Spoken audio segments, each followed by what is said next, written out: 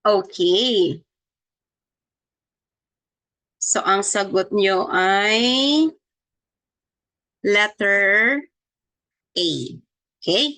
So, kapag sinabi nating clarity, improves the clarity and precision. Di ba sinabi ko sa inyo kanina, bawal gamitin ang mga terms na big, small, di ba? So, in terms of technical writing, hindi pwedeng gamitin yung mga ganong terms. Ayan, ito, lot, little, last, decrease, last year. So, the correct answer here is 20% last year. Ayan, so napaka-technical. Okay? So, yan po yung correct na revision of the original sentence na mas may improve natin yung clarity and precision. So, the company sales increased by 20% last year. So, that's the correct answer. Wow, ang gagaling po. So, let's have the next one.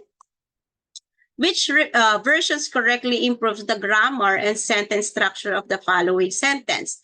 The original sentence is, the new teacher who was hired last week, she is very enthusiastic about teaching and she has a lot of experience. So how will you improve the grammar and the sentence structure of this sentence? Is it A, the new teacher who was hired last week is very enthusiastic about teaching and has a lot of experience?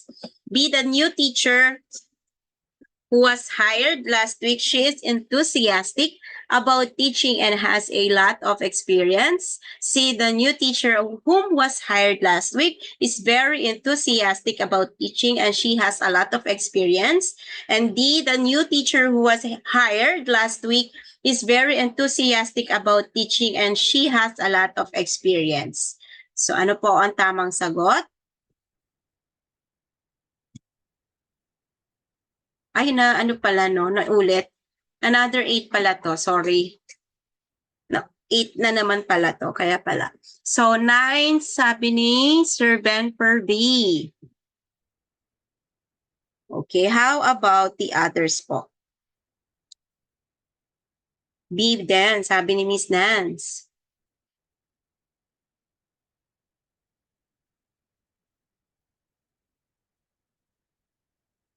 Paano naman yung iba?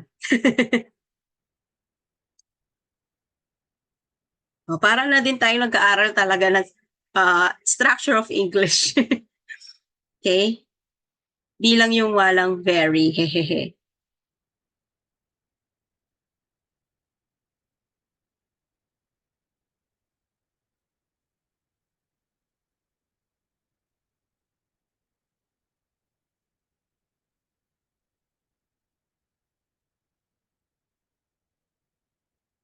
Sabi ni Miss, pinalitan ni Miss Nance, B na, A na daw siya. O, paano naman po yung iba?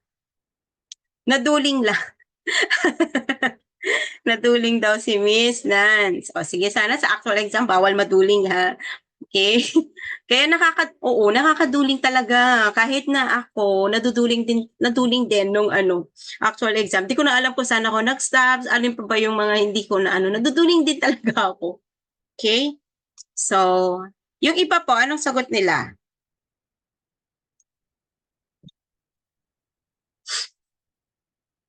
Ano po ang sagot natin?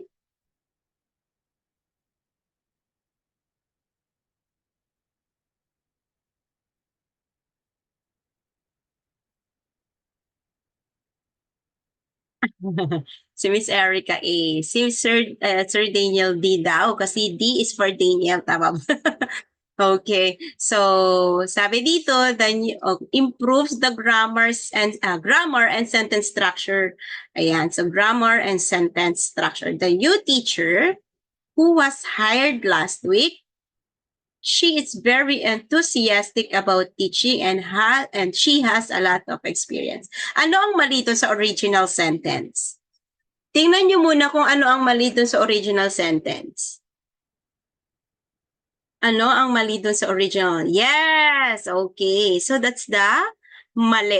That's the wrong. Okay. Incorrect po yung redundant pronouns. So, tatanggalin mo lang yung pronouns. She. Remove she. remove she. So ano na lang natira? The new teacher who was hired last week is very enthusiastic about teaching and has a lot of experience. So the correct answer is letter A. Okay, so yun lang po yun. Okay, so okay na? So redundant lang po kasi meron na dito the new teacher who was hired last week. Okay, is very enthusiastic. Wala, at saka walang nabanggit dito kung kung babae ba siya o lalaki. Hindi ko na at natuto. Okay, sige po. Thank you so much. Okay, next po. So that's the correct answer. It's letter A.